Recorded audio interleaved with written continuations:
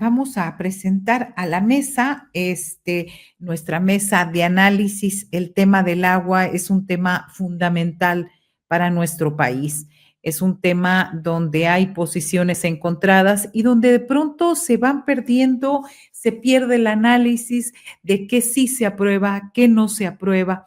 Y hoy tenemos aquí en nuestra, en esta mesa que estamos iniciando, ya tenemos listos, vamos a tener en unos momentos más, les comento, a ver, permítanme, tendremos en esta mesa a Elena Burns, quien es ingeniera ambiental, promotora de la gestión sostenible de los recursos hídricos en México, activista de Agua para Todos, Agua para la Vida y ex subdirectora de la Comisión Nacional del Agua.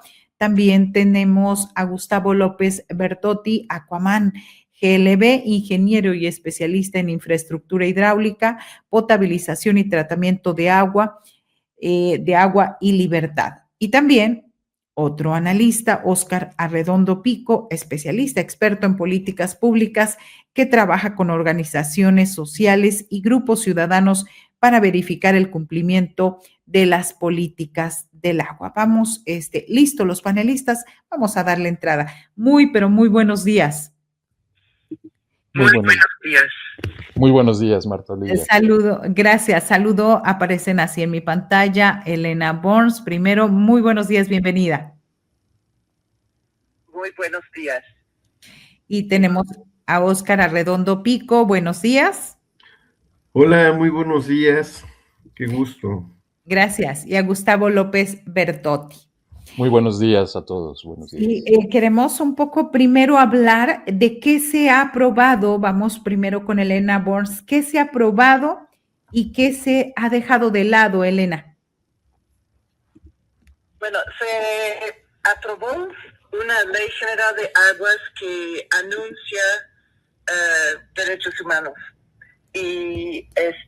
Pero una ley que no tiene aterrizajes, no tiene mecanismos de operatividad ni de justiciabilidad. Y por otro lado, se perpetúa la ley que hemos tenido desde 1992, la Ley de Aguas Nacionales, que es una ley muy problemática. Vemos qué está pasando con el país, la sobreexplotación, acaparamiento, contaminación. Esta ley se conservó y es la ley que realmente determina quién puede tener el agua, bajo qué condiciones y cómo se va a tomar decisiones sobre el agua. Entonces, si se va a instrumentar el derecho humano al agua, se tendría que abrogar esa ley, reemplazarla con una ley integral o en todo caso llegar al fondo y atacar los problemas con la Ley de Aguas Nacionales que nos han llevado a crisis hídricas por todo el país. Bien, Elena, Óscar Arredondo. ¿Cuáles son los puntos? ¿Qué es lo más importante que consideras que quedó fuera de esta ley del agua? Pues yo coincido que lo más importante que quedó fuera fue eliminar la ley de 1992. Incluso la propia Conagua, incluso el propio titular de la Conagua menciona en sus discursos que esta ley tenía un enfoque neoliberal, con ánimos mercantilistas y demás, y es una ley que ha agudizado la problemática. Es muy difícil entender por qué subsiste, creando una ley que por un lado protege el derecho humano al agua, mantener una ley que ha agudizado la problemática, ha permitido el acaparamiento, ha permitido la asimetría, el despojo a las comunidades indígenas, la falta de reconocimiento a los sistemas comunitarios. Entonces, eso por un lado. Y por otro lado, todo este mecanismo que se está buscando realizar para el ordenamiento y la transparencia de las concesiones tampoco queda claro cómo esto va a eliminar la corrupción, si se mantiene la institución, se mantiene la estructura, se mantienen los trámites.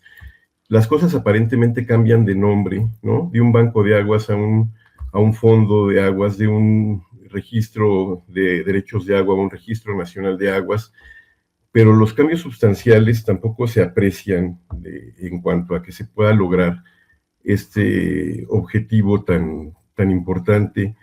Da la impresión de que se está festejando una ley que va a cambiar el paradigma, pero realmente no cumple ni siquiera con las cuestiones más básicas que la reforma del año 2012 a la Constitución establecía, que eran dos cosas muy básicas: garantizar el derecho humano al agua para el consumo humano, para el uso doméstico, y por otro, garantizar la participación de los ciudadanos junto con los otros tres órdenes de gobierno de una forma correlativa, porque ¿cómo podemos pensar que un grupo que toda la posibilidad de corregir las problemáticas que hay en la naturaleza, en la sociedad, las problemáticas sociohídricas, se van a resolver desde la discrecionalidad y sin atender a quienes viven en el territorio, a quienes conocen a profundidad pues las problemáticas del agua, y se desprecia un poco la capacidad de gestión de los ciudadanos, y además no se cumple con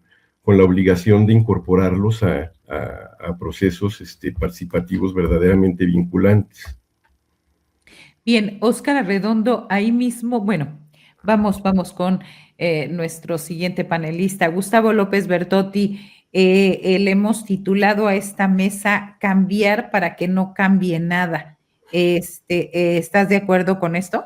Completamente apropiado el título, y es lamentable porque definitivamente la expectativa de una ley general de agua que se ha gestado desde el 2012, cuando el gobierno federal toma como parte de la resolución 64292 de la ONU, declarar al agua como derecho humano.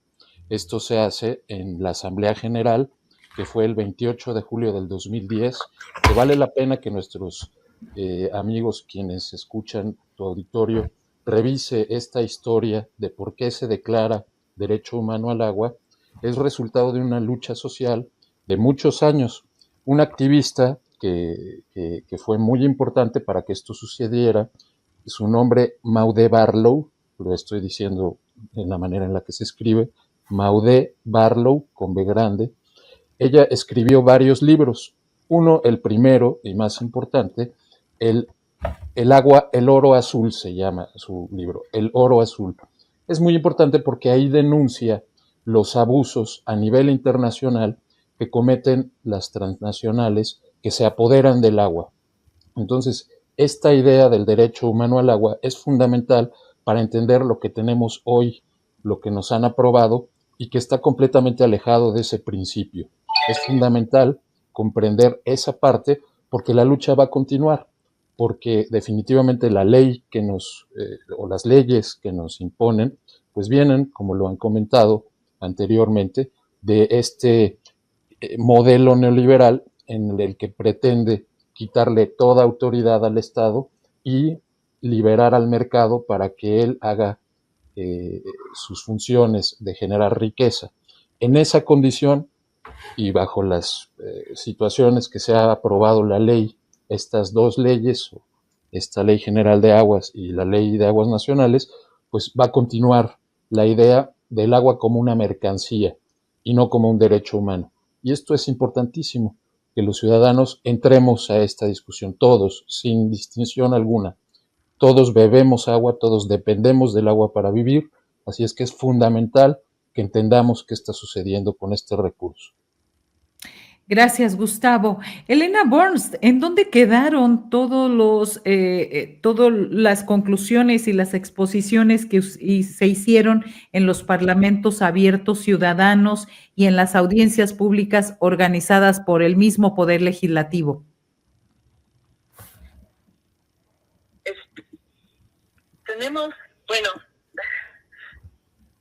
No lograron incidir en el proyecto legislativo, desafortunadamente. Y eso es algo como que sentimos que entendemos que el Ejecutivo está muy preocupado por garantizar agua para ciertos fines. El problema aquí es y eso es resultado de la propia Ley de Aguas Nacionales, el diseño de la Comisión Nacional del Agua, que desde su nacimiento fue centralizado y vertical, y ha sido una institución desde su creación en 1989 que no ha escuchado, no ha colaborado, no ha consensado, y otra vez en esta ocasión lo mismo pasó. Salió la iniciativa desde el Ejecutivo sin ningún diálogo, consulta, y cuando la legislatura, la Comisión de Recursos Hidráulicos con la ciudadanía dijo, es el agua, y fueron sesiones muy emocionales.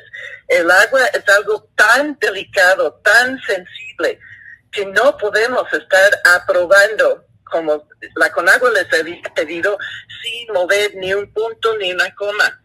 Y la comisión dijo, no lo podemos hacer, tenemos que convocar foros, parlamento abierto, audiencia pública, y se abrió la puerta, aunque la Conagua en todo momento pidió y exigió que no se discutiera, que esto tenía que ir como tenía que ir.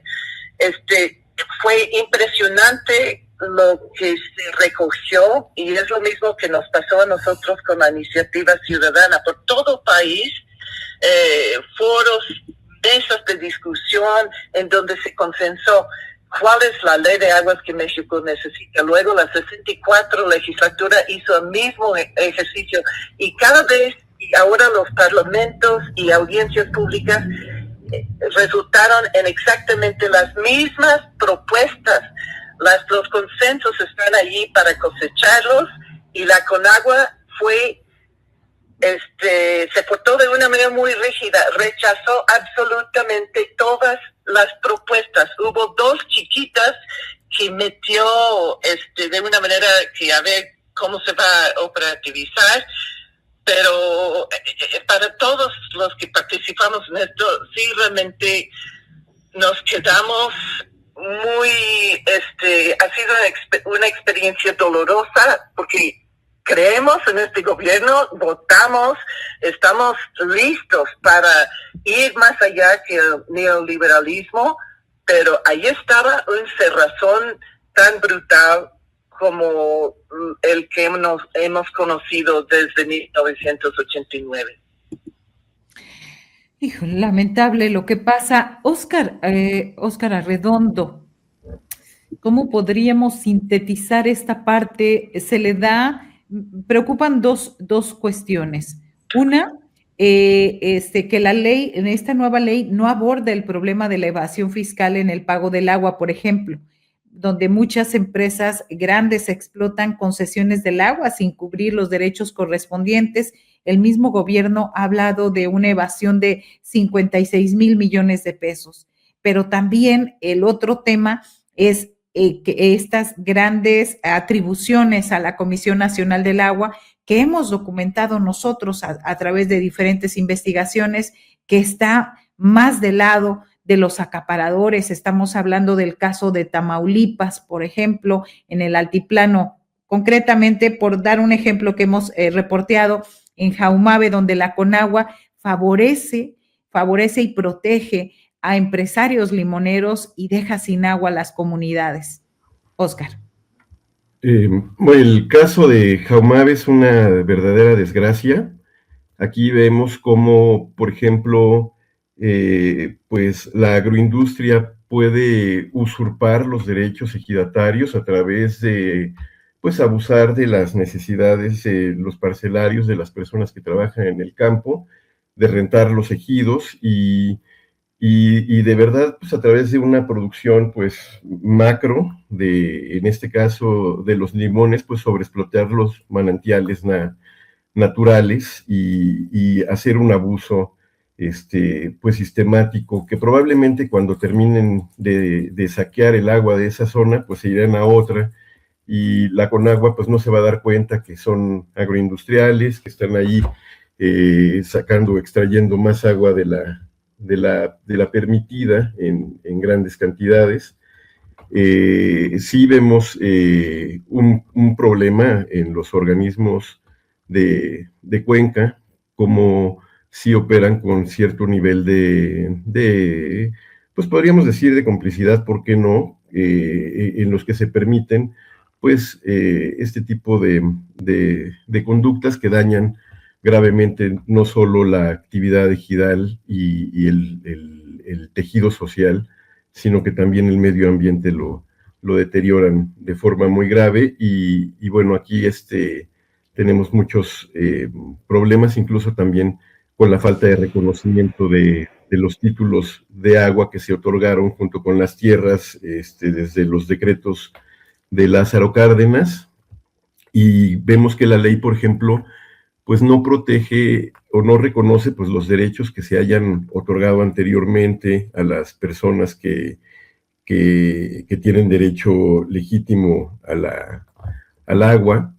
Pues hay muchas carencias en la ley en general, pero bueno, este tema que tú tocas es una de los faltantes, ¿no? El agua debería de conseguirse, por ejemplo, que me comentas del pago de derechos, el de quienes no pagan derechos deberían de sancionarse y entonces quitársele los volúmenes de agua, si no han pagado derechos los grandes usuarios del agua industriales o quienes contaminan, en vez de sanciones simples en caso de contaminación, pues también la suspensión o la cancelación de la concesión y la recuperación de esos volúmenes. De ahí se debería de recuperar y hay muchas mediciones que van desde los 20,000 millones hasta los 80,000 millones de pesos que yo he visto en diferentes estudios de dinero que la Conagua deja de recaudar por una mala política recaudatoria, tributaria. Gracias, Oscar. Ya tenemos de nuevo aquí a Elena, en unos segunditos más vamos. Gracias, Elena. Y vamos, Gustavo, a ver, una prisa. ¿Por qué la prisa del gobierno, de la mayoría, de hacer esto? O sea, llegó menos de 12 horas de discusión en el Senado, ya se aprobó, ya lo acaba de dar a conocer ahorita la Secretaría de Gobernación, que que se puede publicar ya en las próximas horas, con el conocimiento que tienes del tema. Y esta prisa, a qué consideras que se debe? ¿Por qué correr para todo, tanto en la Cámara de Diputados, tanto en la Cámara de Senadores, y en un equilibrio, porque de pronto, como decía Elena, votamos por este gobierno, votamos y estamos ahí, pero cómo no perder esta visión crítica de que hay algo que no se está haciendo bien? Bueno, hay varias cosas que no se están haciendo bien. La respuesta, ojalá pudiera tenerla, ojalá pudiéramos saber por qué la prisa. Esta pregunta, bueno, pues habría que hacérsela a quien mandó la iniciativa y a quien aceleró todo esto en los grupos parlamentarios. Sin embargo, lo que sí se puede ver es que dejar las cosas igual que como estaban no tiene ninguna congruencia con todos estos discursos de defensa de los derechos humanos de un gobierno que se supone que tendría que estar del lado de los ciudadanos o del pueblo, ¿no? Como ellos mismos lo dicen. Entonces, esta incongruencia es algo que llama la atención, ¿no? Se pierde la oportunidad, Marta Olivia, de hacer un avance importantísimo que no ha sucedido en este país en más de 60, 70 años en materia de agua y que está completamente a expensas de las decisiones de los grupos de interés. Esa es la realidad. ¿Qué quiero decir con esto? El agua está en manos de mafias en el país y no solo las que se han señalado en todos los medios de comunicación que hacen mucho ruido, sino la verdadera mafia del agua está a través de los grandes volúmenes que manejan las mineras, las industrias transnacionales, y voy a mencionar Nestlé, Coca-Cola, grupos empresariales transnacionales que aprovechan las legislaciones endebles locales para aprovechar estos recursos, explotar al máximo la posibilidad que estas leyes y que esta legislación laxa abre sus puertas para su explotación. Se pierde la oportunidad de tener un enfoque científico y social, que es lo que esperaríamos con una ley que proteja estos derechos. Eso es lo que estamos perdiendo. Y tenemos muchos años esperando esta ley. Mencionaba que a partir del 2012 que se cambia el artículo 4, en donde se señala el derecho humano al agua, y de 2012 para acá resulta que en 3 meses o en un par de meses se acelera todo el proceso y se aprueba. Por supuesto que esto genera sospechas. Gracias, Gustavo López. Y vamos con Elena Burns, que está por aquí. Elena, a ver, el dictamen contiene, de acuerdo al análisis que han hecho ustedes, un capítulo dedicado a promover y fomentar la privatización de obras hidráulicas y permite la privatización del sistema de agua y saneamiento, a pesar de las experiencias, por decirlo menos, desastrosas para el país. Permite la discrecionalidad en el cobro de derechos a los grandes concesionarios industriales, mantiene los consejos de cuenca en donde solo están representados los grandes concesionarios. ¿Qué se avanzó? Realmente, ¿qué se avanzó comparado con la ley del 1992?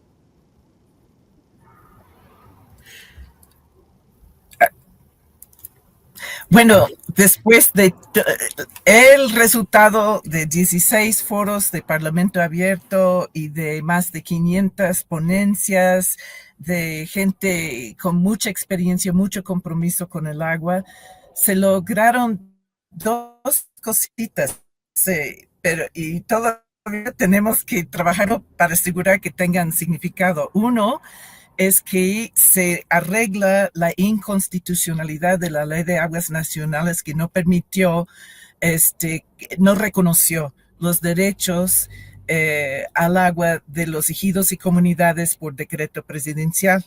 Eso ya como que yo he visto, las autoridades de la Conagua, esos papelitos viejos ya no valen, es la concesión y si alcanza el agua.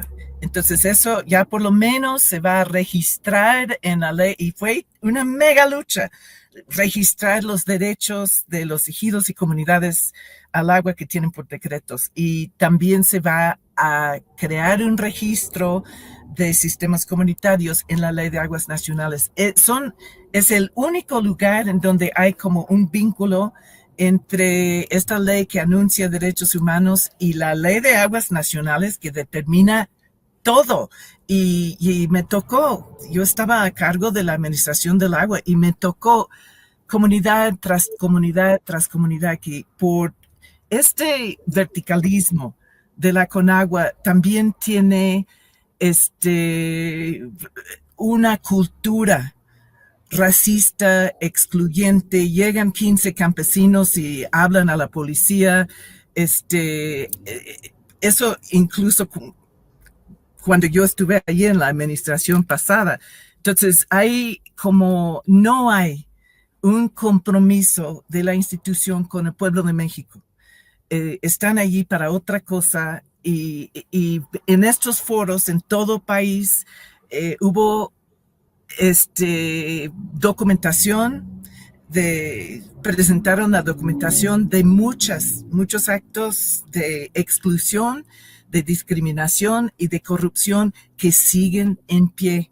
Entonces, todo lo que podríamos haber hecho, hubo muchas propuestas de cómo enfrentar la corrupción y más que todo lo que necesitamos son los consejos regionales, no los viejos, que ya es la hidrocracia, sino nuevos consejos en donde están todas las voces, las comunidades afectadas por la contaminación, pueblos indígenas, núcleos agrarios, investigadores y también industrias grandes y chicas, no nada más los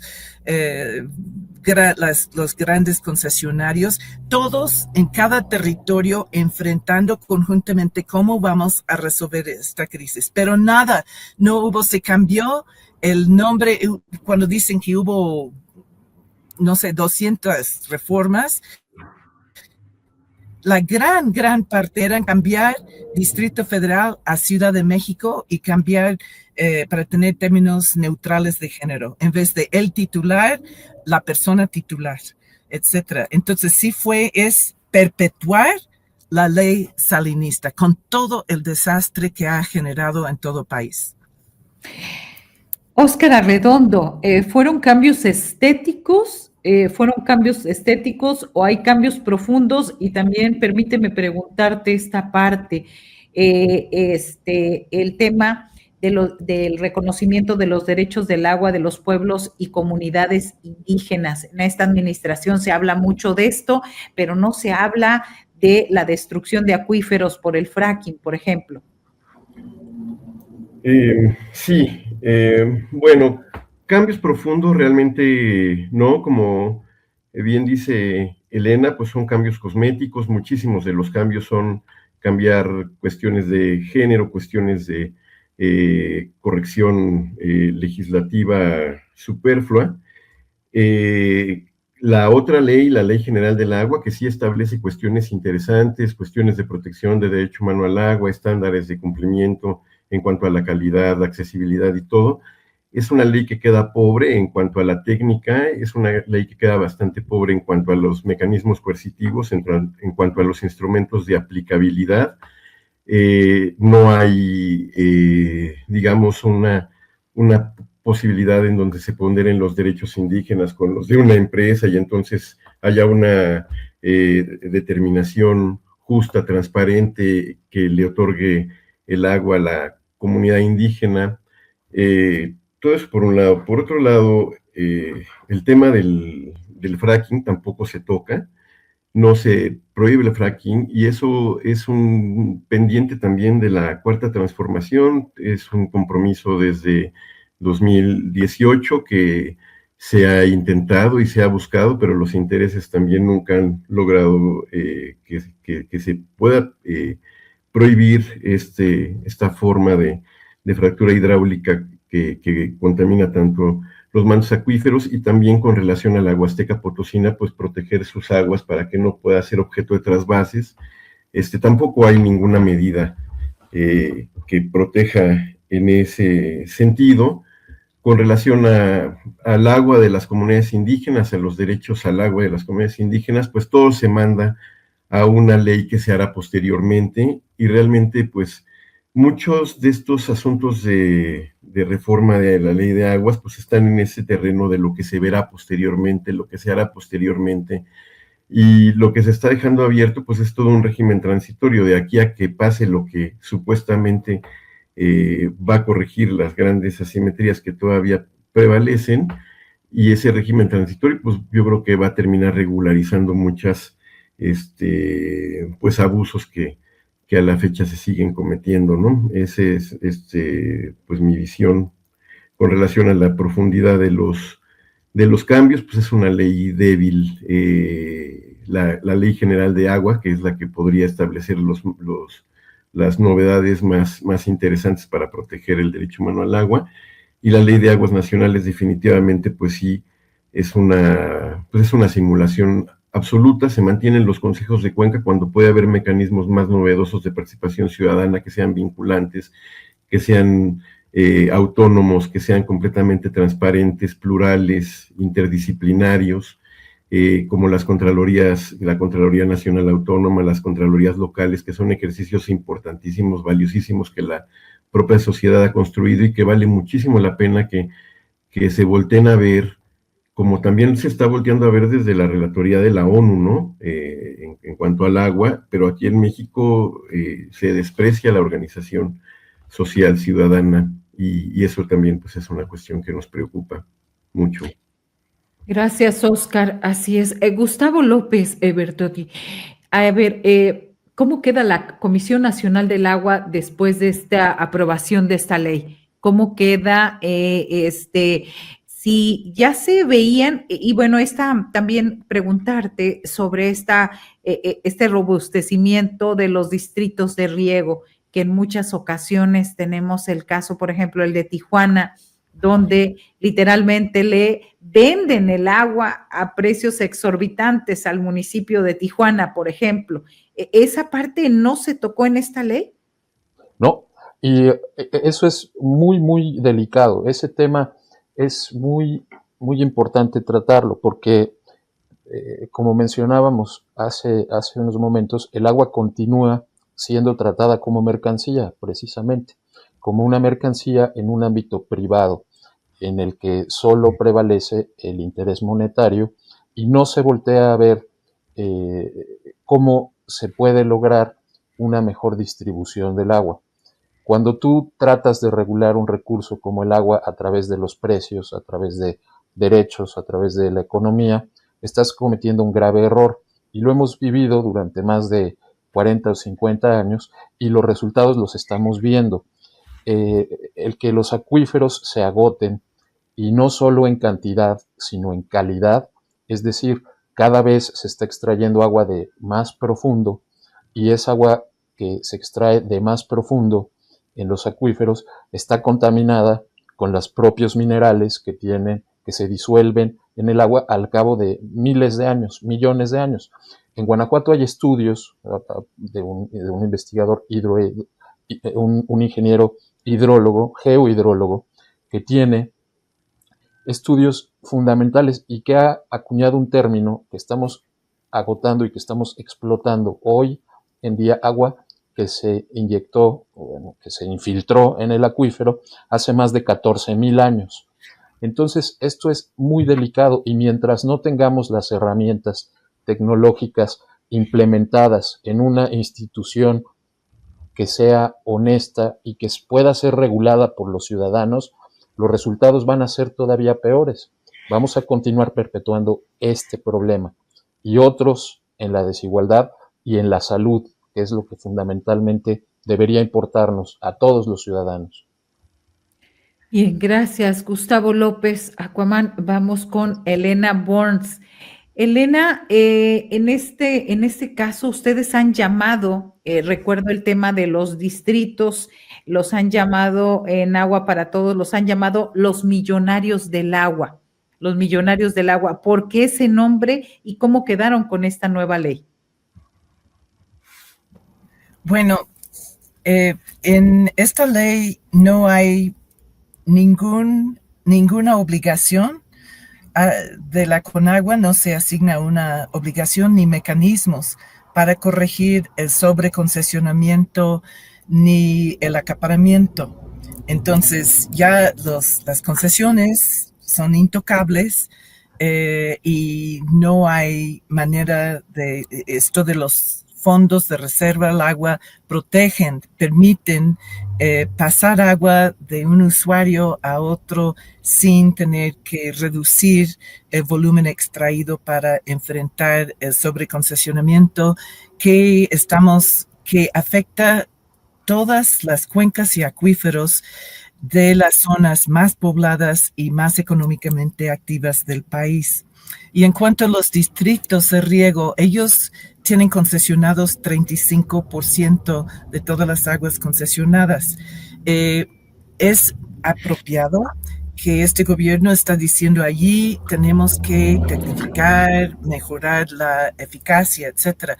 Pero un problema que tenemos que también es a raíz de la privatización de la ley salinista es que se concesionó desde la cabeza de las presas, toda la infraestructura hidroagrícola se concesionó a ACES, que son los módulos de los distritos de riego, y estas ACES han sido controlados por, podríamos decir, caciques del agua.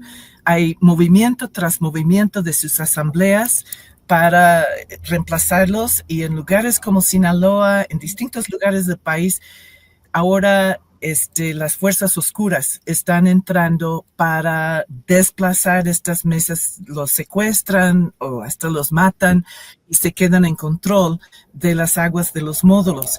Entonces, una cosa que en estas mesas de discusión que hubo, no fuimos parte de esto de los agricultores, pero presenciamos, y una demanda de ellos fue que todas las decisiones relacionadas con las aguas de los distritos de riego sean tomadas por las asambleas y no por las mesas directivas, porque despojan a los ejidos al interior de los distritos de riego, se quedan, y como ese caso de Mexicali que se mencionó, en el distrito de riego 014 Mexicali, que vende el agua a Tijuana,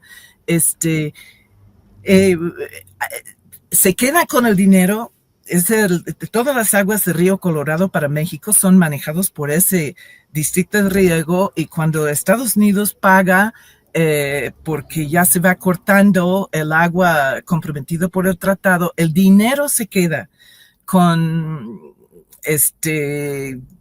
podríamos hasta gente de Conagua y del distrito a través de su banco del agua, y se va el agua que se manda afuera, es agua aportada al ir recortando las aguas disponibles a los ejidos.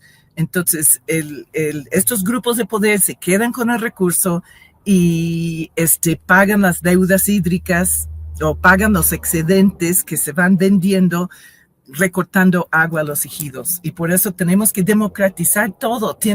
La Conagua tiene que respetar las decisiones de asamblea y no estar haciendo acuerdos con las mesas directivas tras puertas cerradas. En todo el agua se tiene que transparentar. Bien, gracias, Elena. Y bueno, ¿qué más esperar? Y habla Elena Burns, quien estuvo como funcionaria en la Comisión Nacional del Agua y quien es subdirectora del agua, y quienes nos sorprendió porque la visión que tenía es esta precisamente de defensa del tema. Óscar Arredondo, ahora en esta discusión salimos a conocer, por ejemplo, cómo el gobernador de Chihuahua, el priista César Duarte, tiene una concesión de 50 millones de metros cúbicos. También Vicente Fox tiene una concesión de 3,114 millones de metros cúbicos. Y que son estos personajes, pero también hay otros que pretenden, como Ricardo Monreal, buscar, digamos, beneficiarse de este tipo de discusiones nacionales. ¿Por qué tendría que ver el tema político con un tema fundamental como el agua, Óscar? Pues por lo que hemos visto, por la estructura institucional de la Conagua, que no es una institución que tenga una mística, que tenga una lógica de atención y de respeto al derecho humano al agua. Ha sido una institución que en donde ha imperado la discrecionalidad, la opacidad, la falta de rendición de cuentas, la falta de transparencia, y este es un clima muy ideal para que pueda llegar un gobernador con un servidor público y pues observar en dónde puede haber disponibilidad y escoger básicamente la concesión en los términos que lo desea. Y estos son algunos casos que se han dado a la luz recientemente, pero pues son muchísimos más casos que se establecen porque hay áreas de enorme riesgo de corrupción dentro de la Conagua que la iniciativa no está atendiendo ni está tocando.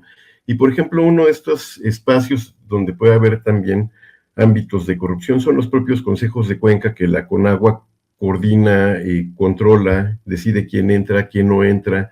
Son, digamos, unos clubs de usuarios en donde convergen los grandes intereses de agua con los grandes servidores públicos de la cuenca, y entonces en vez de ser un espacio participativo donde se vean por las necesidades de la cuenca, termina siendo un espacio, un ámbito de riesgo y de corrupción, ¿no? Entonces estos espacios se tienen que democratizar, la ley tampoco los está tocando a profundidad, y bueno, la ley, como vemos, tiene una serie de deficiencias en cuanto a que no establece cómo se van a ordenar, cómo se van a transparentar los esquemas de concesiones, cómo se van a hacer justicia hídrica, por ejemplo, para retirar estos volúmenes otorgados a políticos, a gente con poder desde un ámbito de discrecionalidad o de completa opacidad en donde impera la corrupción. Pues no vemos que la Conagua tenga ningún tipo de propuesta en la que de la revisión o del análisis de sus concesiones se puedan derivar acciones de las cuales pues se recuperen volúmenes de agua, se le otorgue al agua a quienes no la tienen y se y se genere algún tipo de justicia. Digamos que no hay mecanismos de reparación de daño, ¿no? No establece ninguna forma, o sea, sí establece, por ejemplo, el vínculo que existe entre el agua y la salud, el agua y el medio ambiente, pero no hay una responsabilidad directa entre quien contamina y la reparación inmediata del daño, el retiro de las concesiones, tampoco en el caso de las enfermedades, en los mecanismos de salud. O sea, sí hay algunos otros mecanismos de vinculación, pero esto sí, pues son carencias importantes, ¿no? Y que permiten y perpetúan las asimetrías. Bien, gracias, Oscar. Gustavo López, también hay que señalar que en todo este tema también salió Olga Sánchez Cordero, la ministra en retiro y exsecretaria de Gobernación, que tiene 17 concesiones agrícolas que suman 1.224.000 metros cúbicos. También entre los otros personajes que llamaron el cártel del agua están Marco Cortés, ex líder nacional del PAN, los exgobernadores de Querétaro, Ignacio Loyola de Guanajuato, Miguel Márquez de Aguascalientes, Luis Armando Reynoso, y de Jalisco, Francisco Javier Ramírez Acuña. Pareciera que de pronto vimos un debate de un tema fundamental como el agua, donde veíamos a ver quién tiene más concesiones, y los nombres salen a relucir políticos de toda la vida, funcionarios que han aprovechado el estar ahí como funcionarios para, pues, tener privilegios sobre el agua y dejando a la mayoría sin esta. Sí, nos hubiera gustado que se tocara el tema a profundidad de lo que sucede en San Cristóbal de las Casas, por ejemplo, que ha sido un tema internacionalmente tratado por la televisión pública de Alemania, la Deutsche Welle, en donde pues, se hace una comparación entre una población en Alemania, donde esta compañía solicita una expansión de volúmenes de extracción, le es negado por la municipalidad, por la autoridad del agua, que allá sí funcionan, y acá en San Cristóbal de las Casas, pues resulta que no existe agua pública para el consumo humano, pero sí tienen concesionado un pozo que puede extraer día y noche los volúmenes que finalmente considere esta compañía extraer, porque tampoco existen estas contralorías para verificar que realmente el agua que se tiene concesionada se extrae. Entonces, hablando de concesiones y de privatización del agua, porque eso es lo que tenemos en el país, el agua privatizada, pues, podemos esperarnos cualquier cosa. No sabemos en realidad de qué tamaño es el problema, porque tampoco existen números claros y rendición de cuentas. No existe medición, no existe mecanismos para poder revisar que realmente se estén cumpliendo estas concesiones y que no estén extrayendo el doble o el triple que tienen concesionado. Entonces, el problema no solo está en el ámbito legal, de normativas, de pagos de derechos, sino también desde la propia concepción de cómo se está administrando el agua, cómo es que se puede regular, cómo las autoridades hacen caso omiso y cómo es que hay discrecionalidad en cómo se otorgan estas concesiones. Si tú mañana vas a solicitar una concesión porque tienes una tierra que quieres cultivar, lo más probable es que se te sea negada, ¿no? A menos que tengas alguna posibilidad de tener algún contacto en el interior o tener un cargo público o ser alguien público en el ámbito del gobierno, entonces tendrás posibilidad de obtener tus concesiones. Eso es lo que estamos viendo y lo que señalas en esta discusión. Entonces, la situación no pinta bien. Creo que la Conagua debe desaparecer y tenemos que implementar realmente una institución que nos represente a todos los ciudadanos, a los que tienen concesiones y a los que no las tenemos. Bien, muchas gracias. Y bueno, en esta mesa de análisis estamos concluyendo. Ahora sí que, ¿cuál es, con qué ideas se quieren despedir cada uno? Y primero agradecerles porque este tema se apuraron por cerrarlo tanto en la Cámara de Diputados como en la Cámara de Senadores, pero quedan muchísimos pendientes, muchas cuestiones que ver por ahí. También el estado de vulnerabilidad en el que nos encontramos los ciudadanos, también las personas defensoras del agua y del territorio, y el despojo, esta forma de actuar rápida de nuestros legisladores. Elena Burns, ¿con qué cerramos? Bueno, desde que llevo muchos años con muchos en todo el país, yo creo que nos despertó con las posibilidades de la reforma del artículo 4 en 2012. Entonces, desde entonces empezamos a visualizar cuál es la ley de aguas que México necesita y cómo sería el buen gobierno del agua. Lo hemos estado buscando construir. Nos dio mucha esperanza en 2018, pensando que ahora ya lo vamos a poder hacer con el gobierno, pero, y luego, en el caso de su servidora, estuve adentro durante 26 meses con apoyo presidencial, el mandato presidencial de acabar con la corrupción y garantizar que el agua fuera para el pueblo y no para los intereses. Y bajo esto trabajé estos meses hasta que me encontré bloqueada mi entrada y ya me quedé fuera. Entonces me queda muy claro que vamos a tener que seguir construyendo el buen gobierno del agua y estar buscando que nuestro gobierno colabore, que trabaje con nosotros. Desde el inicio de esta administración también fuimos a cada organismo de cuenca, presentamos la lista de las concesiones irregulares. Podemos ser los ojos y las manos de la Conagua y podemos tener planes que consensamos entre todos los actores en cada territorio para estar viendo cómo no solo manejar las concesiones, sino prevenir inundaciones, poner fin a la contaminación, garantizar los derechos de los pueblos indígenas que son los guardianes de nuestras aguas, están en las áreas productoras de agua. Entonces, dejarlos sin derechos, porque es lo que pasó ahorita, no están reconocidos en las reformas a la Ley de Aguas Nacionales. Tenemos que potenciar a todos los actores porque vamos a tener la única manera de enfrentar la crisis y defender la soberanía hídrica va a ser pueblo con gobierno. Entonces seguimos construyendo y esperando que nos abra la puerta el gobierno para poder trabajar juntos para resolver el tamaño de la crisis que enfrentamos. Gracias, Elena, gracias. Y abrir esa puerta, abrir también el corazón y abrir el cerebro en estos sentidos. Gracias, Elena Burns, activista de Agua para Todos, Agua para la Vida y ex subdirectora de Conagua. Óscar Arredondo Pico, ¿con qué te despides? ¿Cuál es tu reflexión final en esta mesa?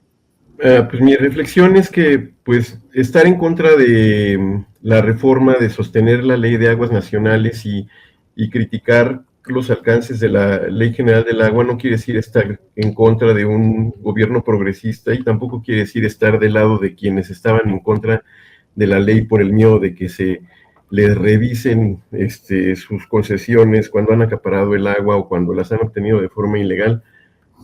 O por cuestiones políticas, y creo que fue muy injusto como no se visibilizó a gente de carne y hueso que está en el territorio, que tiene problemáticas reales en el campo, que tiene problemáticas reales en las ciudades, en Yucatán, con los suelos kársticos, en el fracking con la Huasteca Potosina, la explotación irracional del agua en la laguna.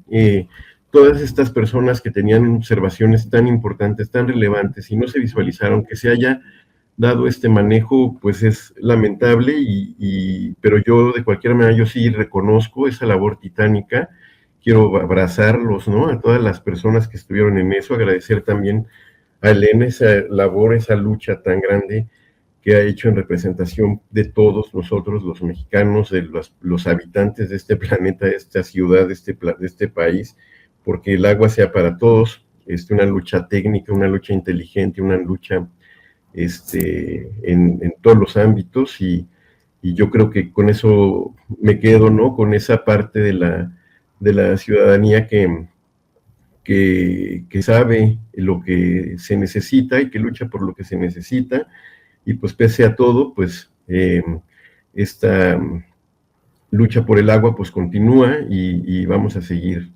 aquí buscando que haya justicia hídrica en México. Gracias, Óscar Arredondo Pico, experto en políticas públicas que trabaja con organizaciones sociales y grupos ciudadanos para verificar el cumplimiento de políticas del agua. Gustavo López Bertotti, ¿cuál es tu reflexión final en esta mesa? Bueno, muchas gracias, Berta Olivia. También sumarme al agradecimiento a Elena y a todas estas organizaciones que están englobadas. Me parece que han hecho una labor interesante, y invitar también a todo tu auditorio y a todas las personas que tengan oportunidad de escucharnos a que se sumen a este asunto, a que puedan participar también con ideas, con opinión, interesarse y educarnos en este tema del agua. Hay mucho que entender para poder tener un mejor manejo, una mejor comprensión de lo que significa el agua para los seres vivos, para el planeta, y advertir un tema que es fundamental. En otros países en donde se continúan con leyes neoliberales y con agua privatizada, ejemplo, los propios Estados Unidos o Australia o Inglaterra, hay casos dramáticos en donde, incluso que el agua cotiza en la bolsa, ¿no? Que pudiera ser el siguiente paso.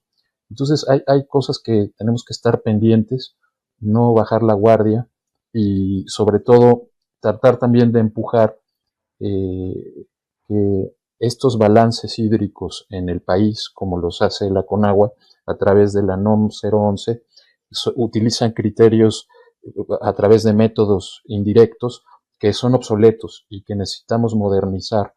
Necesitamos aplicar la ciencia para poder cuidar este recurso que es de todos.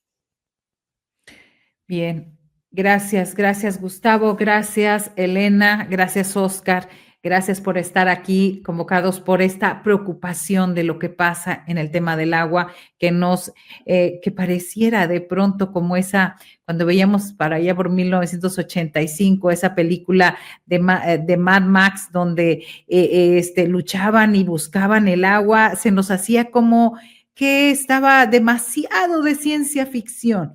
Demasiado, y lo vemos ahora en todo el territorio. Cada vez es más difícil con el agravante de que hay grandes empresas favoreciéndose de esto con apoyo de un gobierno que nos dicen que es de izquierda, en el que confiamos, pero que hay situaciones en las que hay que puntualizar de manera permanente. Gracias por esta vez. Gracias. Hasta luego. Y bueno, pues, ay, Dios, el tema del agua, y hay tema, alguien me decía en mis redes sociales que suspiraba, pues es que los analistas son los que dicen, son los que determinan la agenda, nosotros informamos, servimos de este vínculo, pero en esta mesa invitamos a los que saben más allá de los que opinan, que también es irrelevante, pero los que saben, los que viven la realidad, los que están en las organizaciones y que tienen el pulso de lo que pasa con este tema fundamental del agua.